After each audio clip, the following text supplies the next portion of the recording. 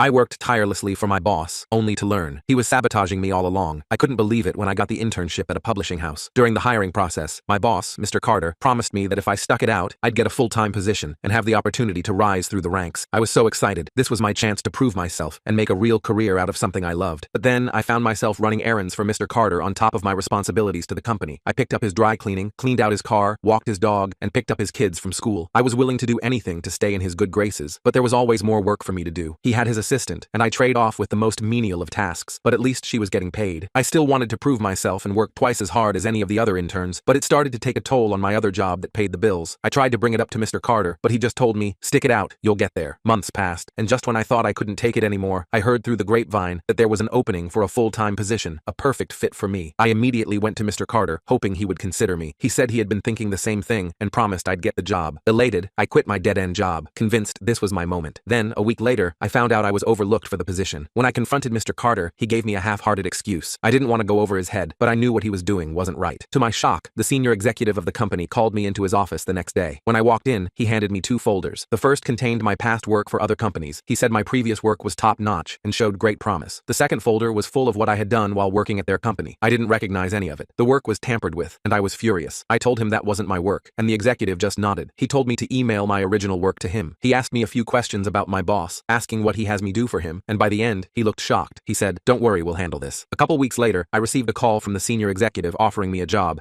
and informing me that Mr. Carter was gone. Apparently, he had been sabotaging his team's work, including mine, to make himself look like the only competent one, and stole our ideas. The senior executive told me he was impressed with my past work and was confident that I'd do great things at the company. I couldn't believe I finally got the job. It felt like victory and justice.